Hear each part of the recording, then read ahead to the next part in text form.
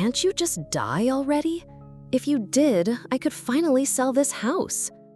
She didn't even look up, just kept scrolling through her phone. Her voice was flat, casual, like she was asking if we had milk. I stood in the doorway, still holding a bag of rice. My hands were cold from washing it. Outside, someone's wind chime clinked faintly in the breeze. Inside, nothing moved, not even me. This was the house I built with my bare hands, not with bricks, with sacrifices. 23 years of smaller meals, skipped vacations, night shifts, so my daughter could feel stable. And now I was just an obstacle between her and the money she thought she deserved. I sat down at the edge of the bed, staring at the peeling wallpaper. And in that moment, I didn't feel rage or heartbreak.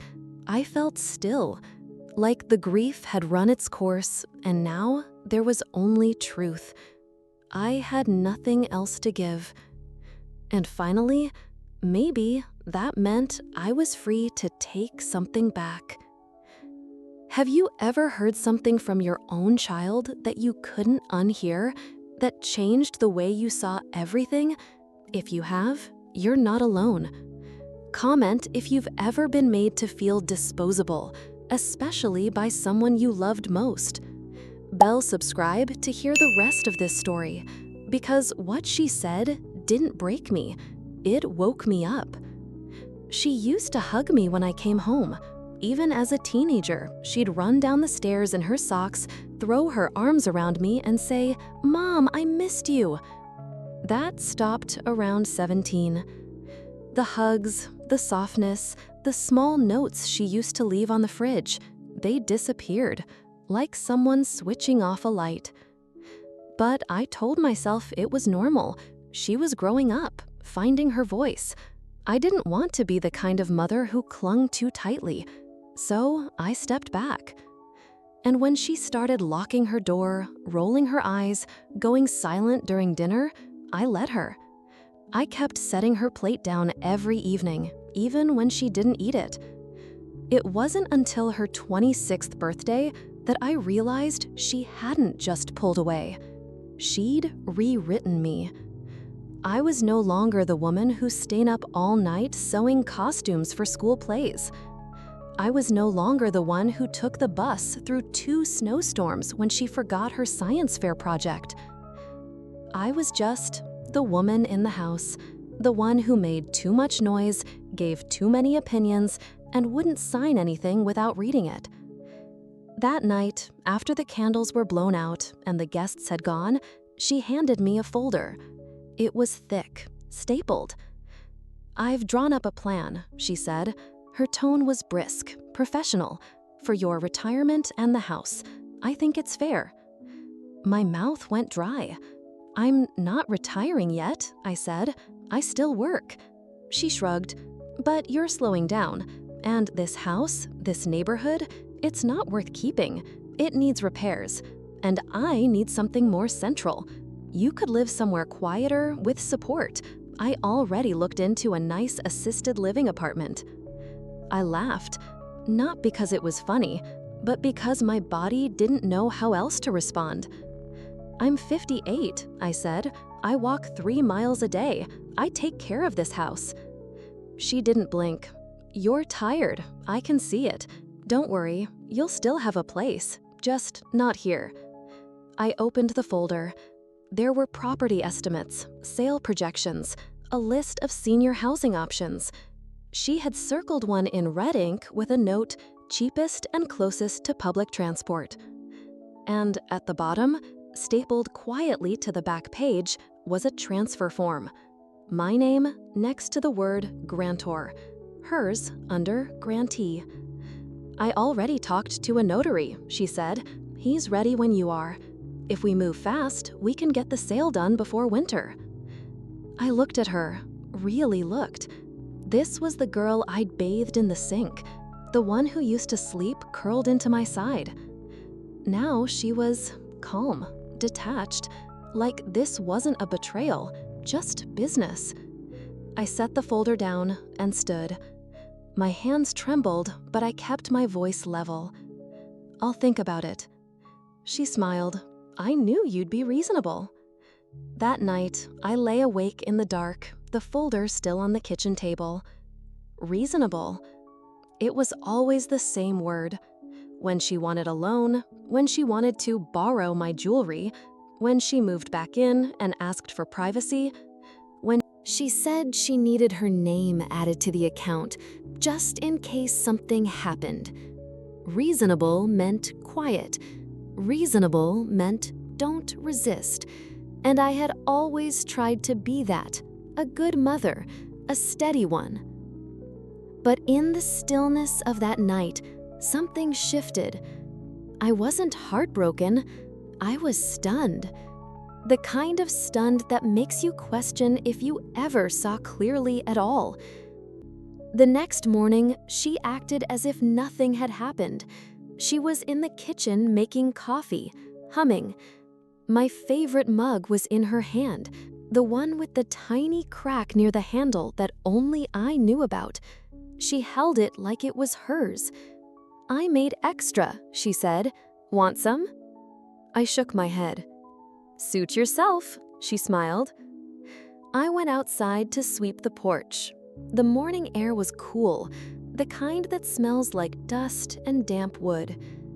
As I brushed the steps, I thought about how many times I had done this. In my 20s, barefoot and rushing.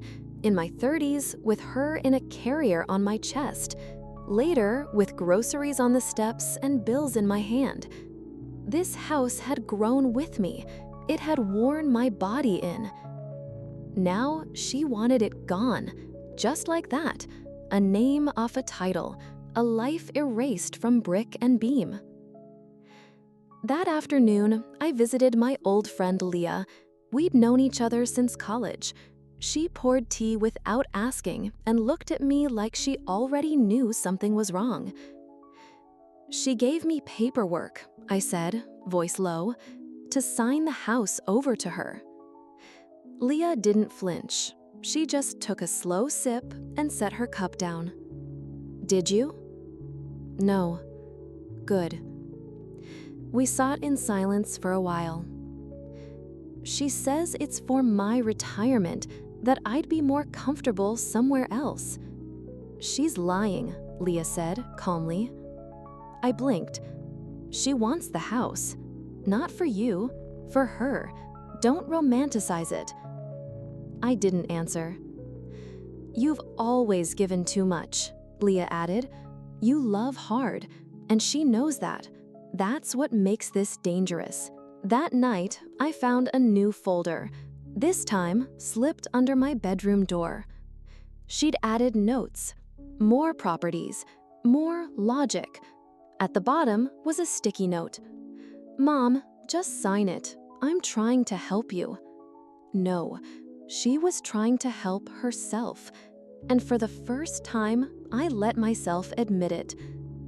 2 days after she slipped that second folder under my door, she cooked dinner for the first time in months. She made my favorite, garlic sesame noodles with crispy tofu and steamed bok choy. She even set the table with cloth napkins. No screens, no distractions. Just her, smiling like nothing had ever been said. "You've been tired lately," she said as we ate. "I thought I'd help out more." I raised an eyebrow. "Now you're helping?" She laughed like I'd made a joke. "Well, yeah, I'm serious about this plan, Mom. I want to take care of you, the way you took care of me." Something in her voice didn't sit right, too rehearsed. Like she was playing the role of a dutiful daughter because she thought I'd forgotten how the real one sounded. "I've been looking at units near the lake," she went on. "Quiet, clean, and all the appliances are new. You'd love the balcony. It's got a sunset view." I chewed slowly. She waited, like I was supposed to say thank you. "You want me out," I said. She froze, chopsticks mid-air. "What?" "You're not doing this for me. You're doing this because this house is in your way." Her smile faltered. "That's not fair." "It's true." A beat of silence. Her tone turned defensive. "You've always said you wanted me to have a better life than you did. I'm trying to build that, but I can't do it stuck here. I need capital. You have equity. It's smart to move it now while the market's high." She sounded like a broker, not a daughter. "Is that what I am to you?" I asked. "A spreadsheet?" She rolled her eyes. "You're being dramatic. I'm offering you comfort, safety. You get a new place, I get a fresh start. It's a win-win." "It's a win for you," I said. She shoved her chair back and stood. "You're impossible," she snapped. "Every time I try to do something good, you act like I'm some kind of villain." And then she said it again. "I'm just trying to help." I watched her walk away, bowl still half full. That night, I opened a new document on my laptop and started writing everything down. Every conversation, every document she'd handed me, every subtle threat disguised as kindness. I wasn't building a case. I was building clarity. Because deep down, I'd started to wonder if I was crazy. But I wasn't. I just needed to see the truth in print. The next week, she changed tactics. She started leaving brochures on the counter, senior wellness centers, lakefront condos, flyers with happy silver-haired couples drinking tea and playing chess. I found one taped to the bathroom mirror. In red pen, "Imagine yourself here, Mom." The smiley face felt like a slap. She texted me links, sent voice notes. One morning, she even offered to drive me to a showing just to get a feel. I told her no. She brought up the notary again, said he was on standby. "Standby for what?" I asked. "For your decision," she said. By now, I had started to move differently, slower, more deliberate. I copied every document. I took pictures of the folders. I called my bank to confirm the names on every account. And I started calling old friends. One of them, Ellen, had worked in family law for 20 years. I told her what was happening, the whole story. There was a pause. "Do not sign anything," she said flatly. "Not a word. And don't leave the house." Why? Because this isn't just manipulation. It's strategic displacement. You leave, even voluntarily, and it gives her more legal leverage, especially if she can prove you transitioned willingly. Then she can claim abandonment, incapacitation, even asset release. Stay put. I nodded, even though she couldn't see me. "And Ellen?" "Yes?" "What kind of daughter does this?" Ellen's voice was soft. One who knows her mother has always put everyone else first. Later that night, I caught her in the backyard on the phone. She was pacing, her voice low but fast. Something about escrow timelines, something about contingencies. When she came back inside and saw me at the kitchen table, she looked startled. "I didn't hear you," she said. I didn't. She poured herself water. "I talked to a friend today," I said. "She's a lawyer," I said. "Oh." "Yes, she says I shouldn't sign anything, that your offer might look generous on paper, but it's not in good faith." My daughter laughed, forced, tight. I said nothing. Then she leaned in across the table. Her voice dropped to a near whisper. "Do you think I'm trying to steal from you?" I stared back. "Yes," I said, "and I think deep down you know you are." She recoiled. "Wow." "No, wow is that I let it get this far." That night, I didn't sleep, but I wasn't restless. I was awake because my mind was finally clear. I wasn't going to fight her. I wasn't going to argue.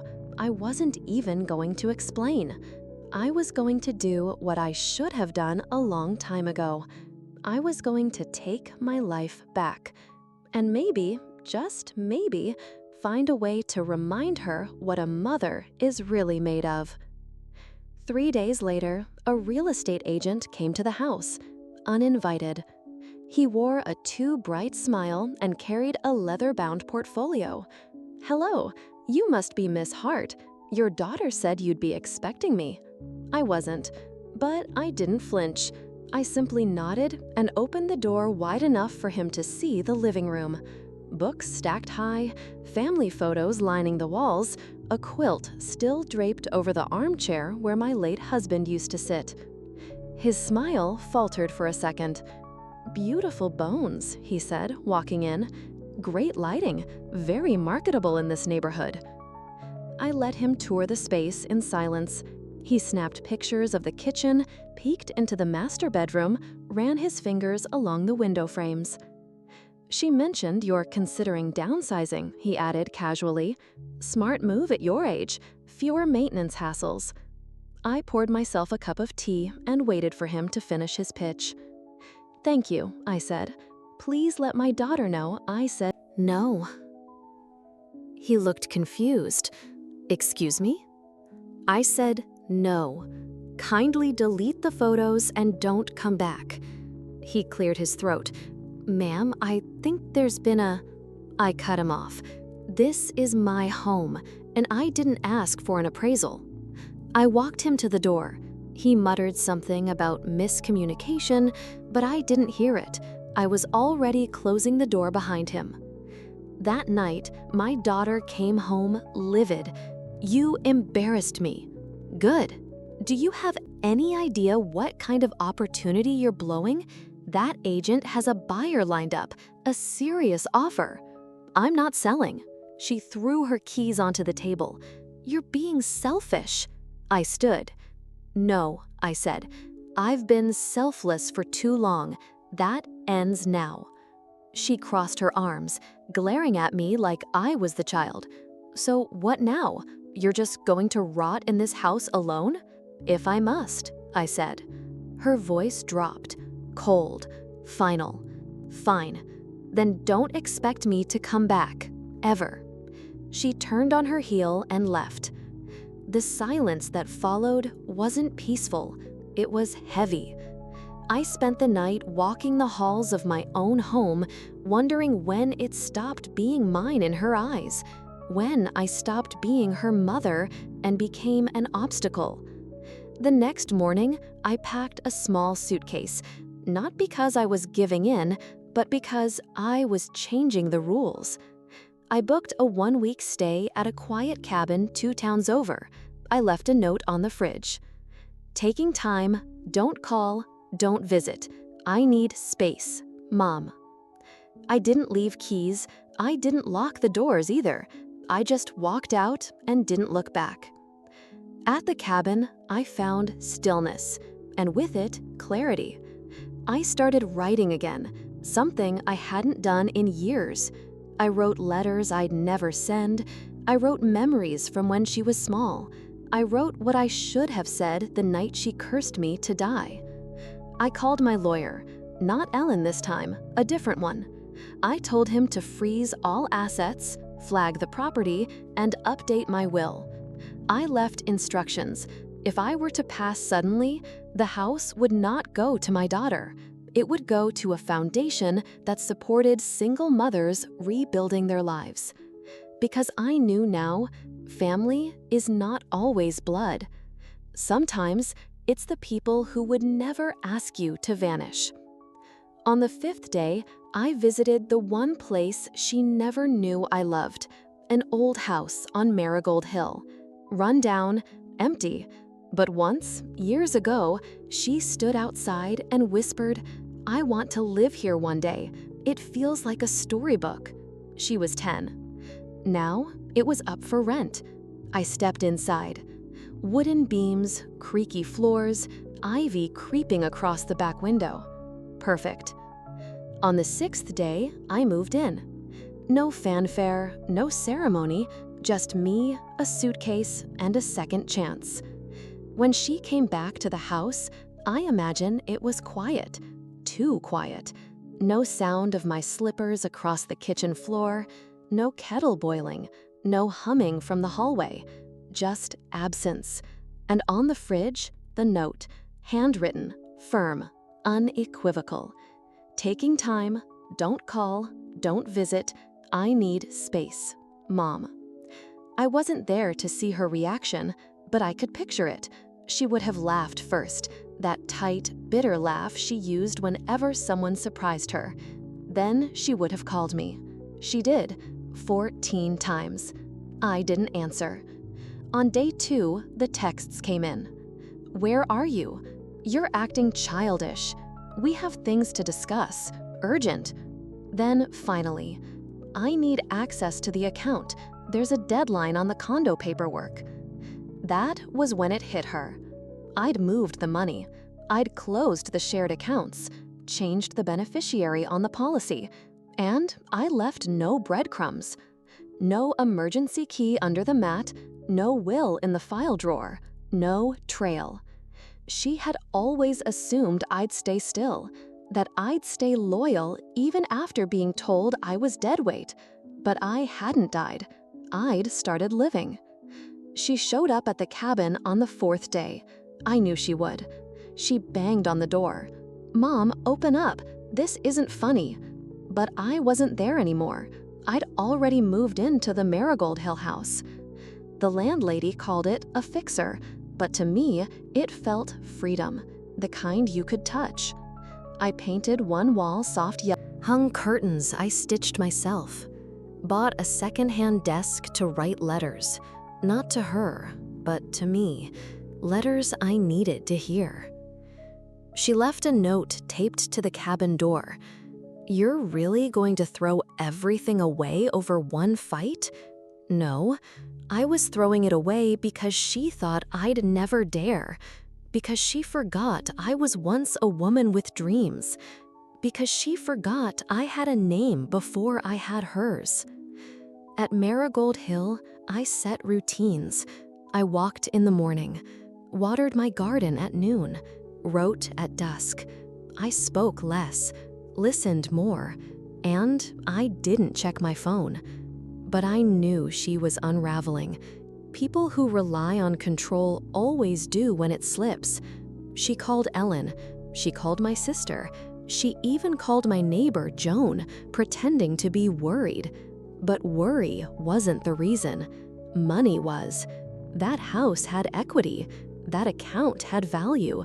And I was a liability in her eyes, one she was trying to cash out. But the line had been drawn, and this time it wasn't written in pencil. On the 8th day, she tracked down the lawyer, tried to charm him, said I was confused, that I must have made changes under stress, that I was making decisions I'd regret. The lawyer said, "Your mother was clear." He told her I was lucid, firm, and well within my rights, that the house was now in trust, that she was no longer listed as next of kin beneficiary. She must have felt the walls close in. That afternoon, she sent one last message. You'll regret this. You'll die alone. I stared at the words, not in pain, but in pity, because in that one sentence, she revealed everything. She didn't understand love. She only understood leverage. That night, I wrote her a letter I didn't send. It started like this. You were born on a Tuesday morning, red-faced and furious. You screamed for 2 straight hours and didn't want to be held. I held you anyway. And ended like this. You cursed me to die for not giving you a house, so I moved into the one you always dreamed of. Maybe now you'll understand. Everything you wanted already lived in me, but you never looked hard enough to see it. I folded the letter, placed it in a drawer, and let myself sleep deeply for the first time in months. She showed up again the next week, earlier this time. I heard the gravel crunch under her tires, saw the flash of her old Lexus through the sheer curtains. She hadn't even parked straight, just crooked across the little hill, like she was in a rush to reclaim something. She stood at the gate for a while, arms crossed, scanning the front of the house. She didn't knock, not right away. She just stared, as if trying to see who she had become without her. Eventually, the knock came, 3 times, firm, familiar, like I was still hers. I didn't open it, not out of cruelty, out of peace. She called through the wood, "Mom, it's me. Can we just talk?" That word used to unravel me, talk. It meant another lecture dressed as concern, another manipulation softened by guilt. But I stayed seated, I sipped my tea, watched the steam rise and disappear, exactly like all the excuses I'd heard for years. She knocked again, then silence, then her voice. "I shouldn't have said what I said. I didn't mean it. I was angry, but it's your fault too." There it was, the but. Even in apology, she needed someone else to carry the blame. "I was stressed, you know. It's not easy raising kids in this economy.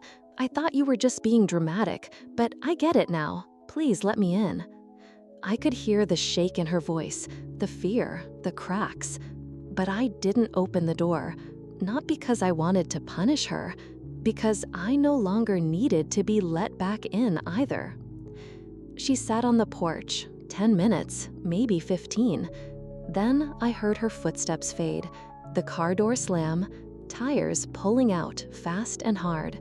And I felt the stillness again. Not emptiness, stillness. There's a difference. Later that night, a letter arrived.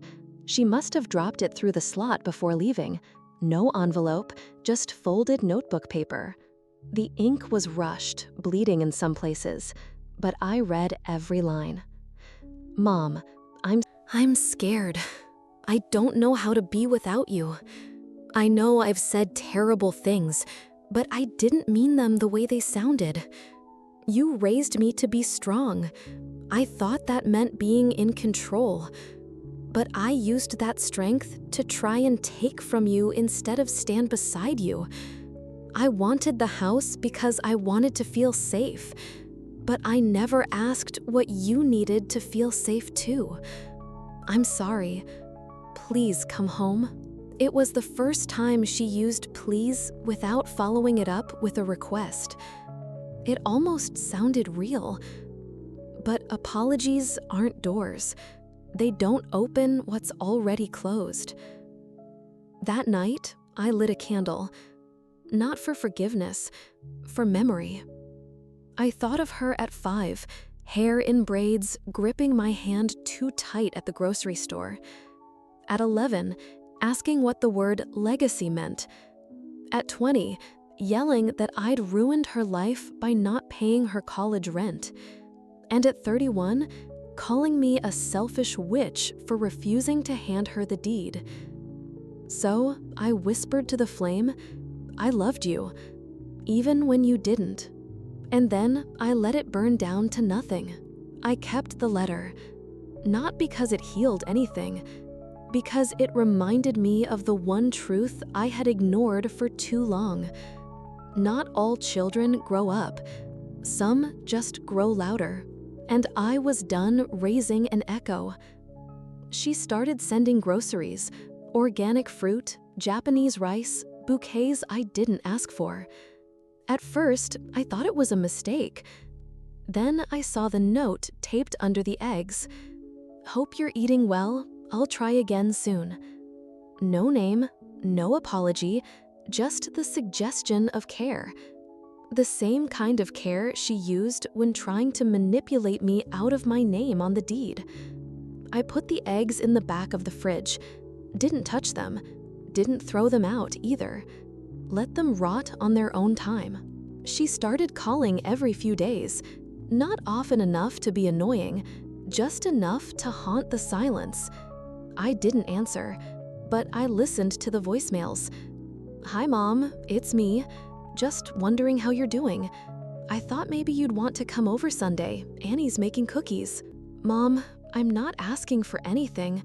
I just miss you." "Okay, I get it.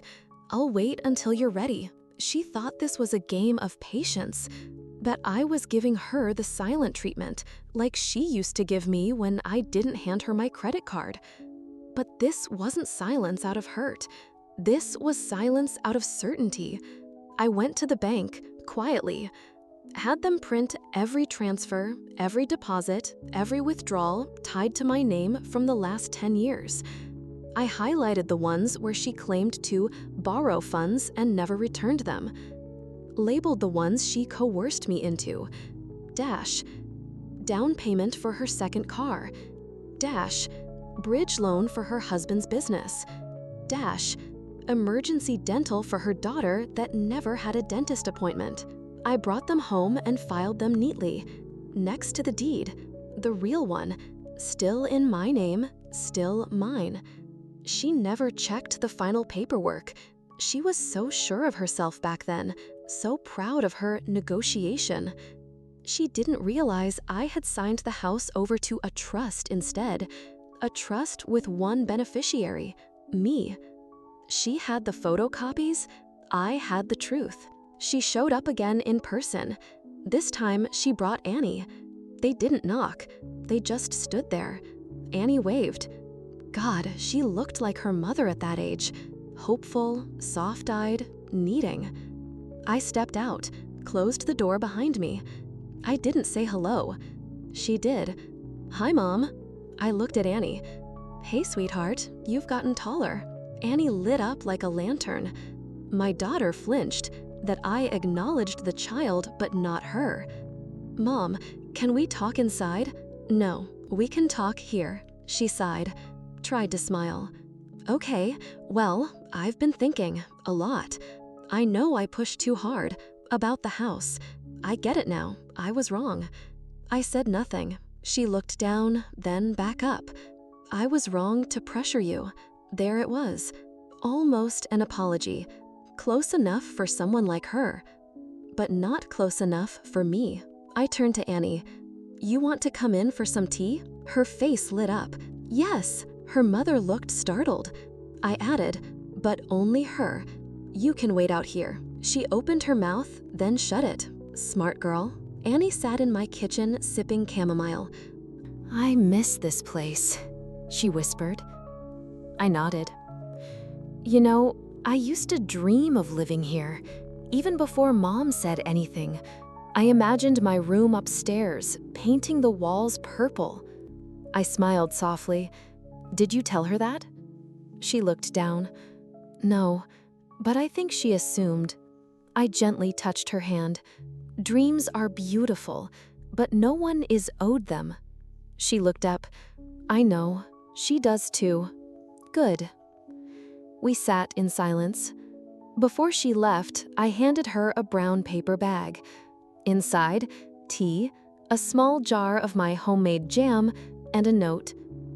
"This house will never be yours, but my love always is."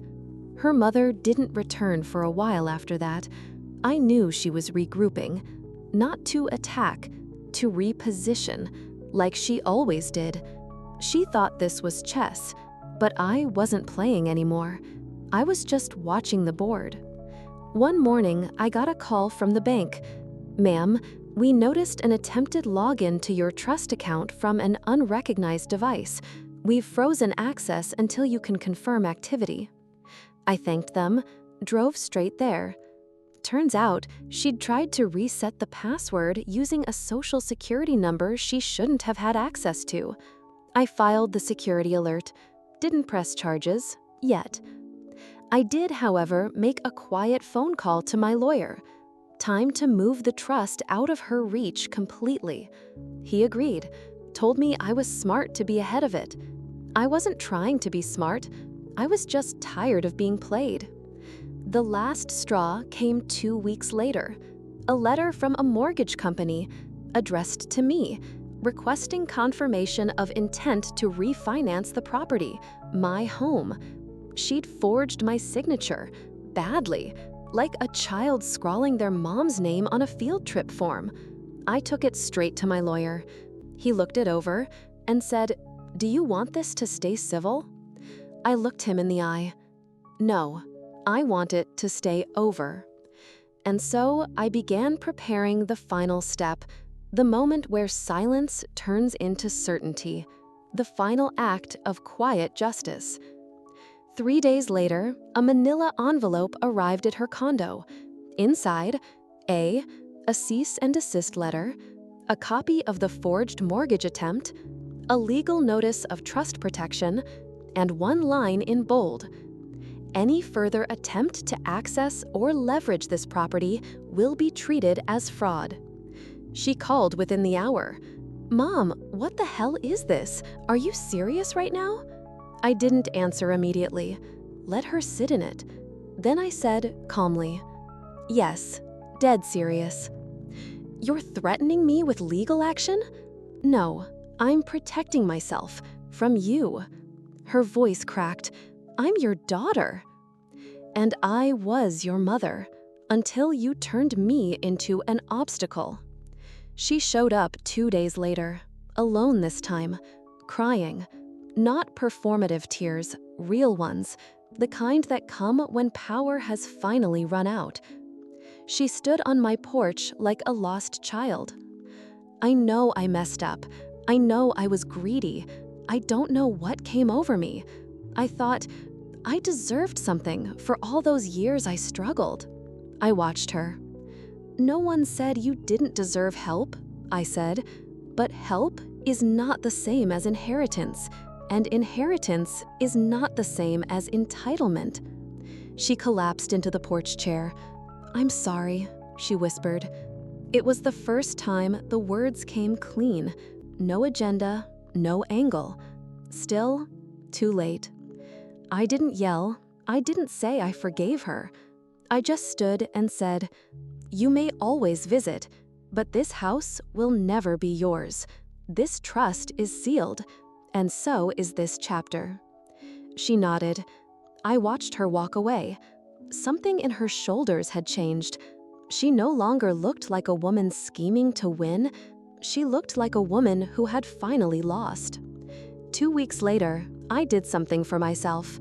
I walked through an open house, a smaller one, coastal air, big kitchen, blue shutters. Just for fun, I told the realtor. But when I stepped inside, it felt like breathing for the first time. I asked for a brochure, went back 3 times. Then I made an offer. Not with her inheritance, not with anyone's money, with mine. The money I'd saved, the equity I'd protected, the life I'd built despite them. 3 months later, I moved in. Not out of spite, out of freedom. The first night there, I sat in the big armchair by the window, sipping tea. The same tea I once gave Annie. I stared out at the ocean and smiled. This was the house my daughter always dreamed of. She had told her friends about it, posted about it on Pinterest, even tagged it once on Instagram years ago. She had always said, "One day I'll live here." Well, she was half right. Not long after, she came to visit with Annie. When she walked in and recognized the floorboards, her mouth fell open. "You bought this place?" I nodded. "Yes, for myself." She didn't speak for a full minute. Then, finally, "You always said you didn't care for the beach."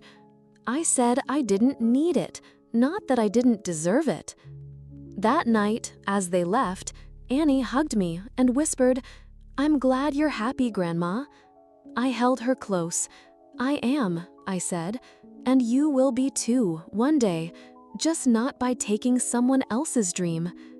People think legacy means a house or a number in a will, but real legacy? It's what stays standing when the bank accounts are empty, when the people are gone, when your name is no longer being whispered behind closed doors. It's what your children carry and what you hope they don't repeat. A few months after I moved into the house, Annie sent me a letter. Not a text, not an email, a real handwritten letter. It said, "Grandma, I've been thinking about how you didn't get angry when Mom hurt you. You just walked away. That's strength. I want to be like that." I cried for an hour. Because that's it, isn't it? That's what I wanted her to learn. That walking away is not weakness. That staying silent can be louder than any scream. That dignity isn't loud, it's steady. My daughter came around eventually, not perfectly. She still stumbled into old patterns, sometimes hinted at financial help, other times tried to make jokes about giving the house back. But each time I looked her in the eye, and she knew there would be no going back. She'd say I was just kidding and quickly change the subject. Some people learn, some just adjust. I'd stopped needing her to change. That was her job, not mine. One evening, I found myself going through an old box of photos. There was one of her, maybe 6 or 7, with cake all over her mouth and sparkler candles in her hair. I remembered the party, the stress, the cleaning, the last-minute decorations. She had cried because the balloon color wasn't right, and I had apologized for it. I think I spent 20 years apologizing to her for not being enough, for trying too hard, for protecting her too much, for not protecting her enough. It was like living inside a mirror that kept warping my reflection, until I realized I wasn't broken, the mirror was. One morning, Annie visited alone. We sat outside with tea, watching the sea roll in like it always had. She was 12 now, taller, quieter, smarter. She said, "Mom talks about you a lot, but she says it in a weird way, like she wants to be proud of you, but it also makes her mad." I nodded. That's okay. Sometimes when people see someone stand up, it reminds them that they didn't. Annie thought about that, then asked, "Do you think I'll be like Mom?" "No," I said without hesitation. "You'll be better." That's the thing about real inheritance. It's not the house, it's not the money. It's the permission to become something stronger than what you came from. I didn't raise my daughter perfectly, but maybe I planted something in my granddaughter, the kind of seed that grows roots no one can yank out. Last fall, Annie called me from her school talent show. She said, "I told everyone about you." I laughed. "What did you say?" "That you're the strongest person I know. You didn't yell, you didn't hit. You just took back your story and kept walking." I sat in silence for a while. Then I whispered, "Thank you, Annie. That's all I ever wanted you to know." There's a picture of her and me now. She framed it herself, gave it to me for my birthday. Below it, in her handwriting, "It's never too late to be the first woman in your family who doesn't flinch." The silence in my new apartment was strange at first. Not eerie, just honest. No slammed doors, no sighs, no footsteps pacing the hallway, waiting for me to fail. The first night Annie wasn't there with me, I cried. Not because I doubted the decision, not because I wanted to go back, but because for the first time, I was truly alone with myself. No roles, no tasks, no mask to hold up. I slept on a mattress on the floor for the first few weeks. I didn't care. I'd spent years sleeping on memory foam next to a man who never turned toward me in his sleep, who stopped noticing when I cried. This was different. This was my floor, my sleep, my stillness. I started each morning slow. I made coffee and actually drank it hot. I opened the window above the sink and listened to the wind shuffle through the trees. No orders, no scolding, just the sound of the day arriving. I kept things simple: a folding table, 2 mugs, a secondhand couch I found online. There was a photo of Annie in a yellow dress on the windowsill. She was 6 in that photo, her front tooth missing, her grin a little lopsided. I used to keep that picture in a drawer because Mike didn't like clutter. Now it was the first thing I saw every morning. Some days I missed her so much it physically hurt. The ache would settle in the space between my ribs.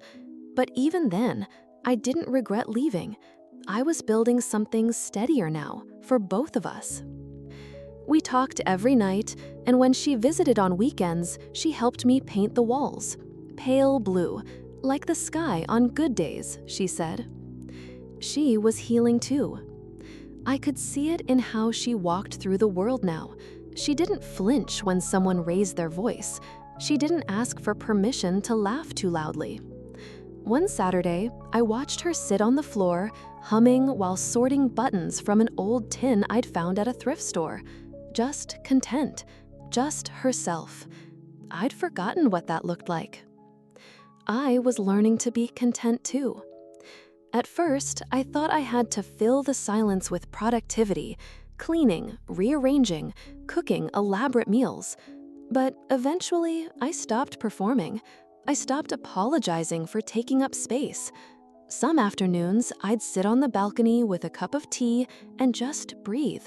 Nothing profound, just the simple act of being. No one was timing me.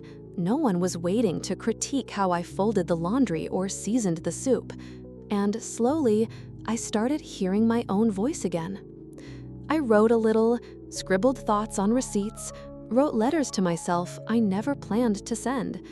"I'm proud of you," one of them said, "for walking away before it killed you." I hung that one behind the bathroom mirror. There was a bookstore 2 blocks away. The woman who owned it, Miriam, always had tea brewing and a cat sleeping on the counter. I started volunteering there on weekends, helping restock shelves. It wasn't a job, not yet, but it was community. She asked me once, "What did you do before this?" I smiled. I survived. She didn't pry, just nodded, like she understood more than she let on. Sometimes, late at night, I'd lie in bed and go over everything again. The lies, the years I lost, the moments I almost broke. But it wasn't bitterness anymore, just memory. And memory doesn't get to control me now. I still have scars. Some days I still hear their voices in my head, but they don't stay long. I don't let them. Instead, I remember Annie's laugh, the sound of the kettle whistling, the breeze through the open window. I remember what it feels like to be in a space where nothing is expected from me except truth. That's what this place is. Not a palace, not a fresh start wrapped in gold ribbon, just a home. My home. Where peace isn't something I fight for, it's something I choose. I didn't need to say anything, not really. Not to them, not anymore. But I wanted to say something to myself, to the one I used to be, to the one I am now, to whoever I become next. So I wrote a letter, not to Mike, not to Susan, to the woman in the mirror who almost disappeared trying to keep a family together. I wrote it slowly, in a quiet cafe, over black coffee and the soft hum of strangers living their lives. It took me 2 hours, maybe 6 years, really. It said, "You don't owe anyone your silence. You don't need to shrink to be safe. You were never too much. They were too small." I folded the letter and slipped it in a book I knew I'd open again someday. Then I recorded a message, just my voice, nothing more. It wasn't public, it wasn't performative, but it was honest. Here's what I said. I used to believe love meant sacrifice, that if you gave enough, your time, your sleep, your name, your money, then someone would stay.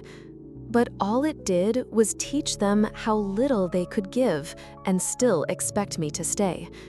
I spent years apologizing for my exhaustion, for being overwhelmed, for not smiling more. They called it moodiness. I called it survival.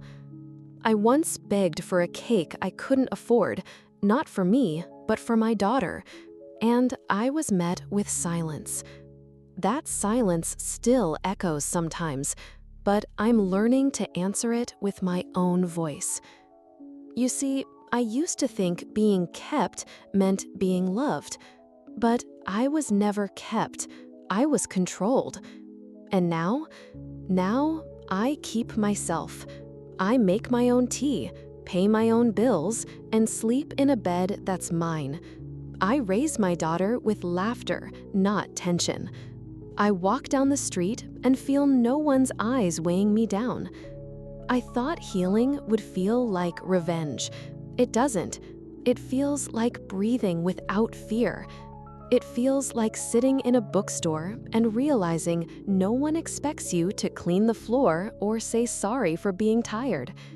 It feels like living inside your own skin again. People ask if I regret staying so long. I don't. I needed those years, not to be broken, but to understand exactly how whole I needed to become.